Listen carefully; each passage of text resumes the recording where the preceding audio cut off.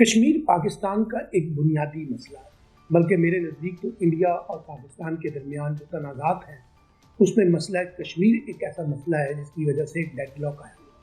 اور آپ نے دیکھا کہ بھارت کے ساتھ جو ہمارے تعلقات بہتر نہیں ہیں اس کی بڑی وجہ بھی جو ہے مسئلہ کشمیر ہے، اور خاص طور پہ آرٹیکل 35A اور 370 کے بعد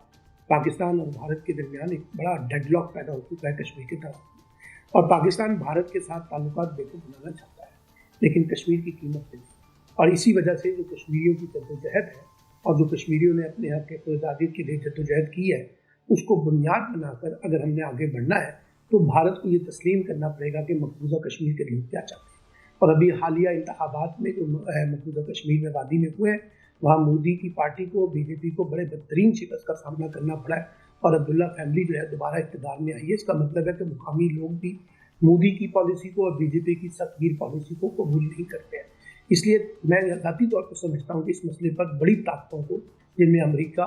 چائنا اور برطانیہ شامل ہیں، ان کو ایک بڑے ثالثی کے طور پر بھارت کے اوپر دباؤ ڈالنا ہوگا کہ وہ مسئلہ کشمیر کا ایک پورا حل جو ہے وہ نکالے، تلاش کرے۔ جبر کی بنیاد پہ، طاقت کی بنیاد پہ جو بھی پالیسی اختیار کی جائے گی اس کا کوئی مثبت نتیجہ نہیں نکلے گا۔ اور ویسے بھی اگر ہم نے ریجنل پالیٹکس میں گرو کرنا ہے، سب نے ترقی کرنی ہے، سب نے اصل ایشوز پہ توجہ دینی ہے، تو ہمیں جنگی ماحول سے نکل کر جو تنازعات ہیں ان کا پورا حل سیاسی طریقے سے تلاش کرنا ہوگا۔ اسی میں پاکستان کی بھی بقا ہے اور علاقائی سیاست کی بھی بقا ہے اور اس میں بھارت کی بھی بقا ہے، لیکن لگتا یہ ہے کہ بھارت جو ہے وہ ایک ہٹ ڈرمی کی سیاست کے ساتھ جڑا ہوا ہے اور مسئلہ کشمیر کے اوپر کوئی بات کرنے کے لیے تیار نہیں ہے، کوئی سپیس دینے کے لیے تیار نہیں ہے، جس نے خطے کی پوری صورتحال کو ایک مشکل صورتحال میں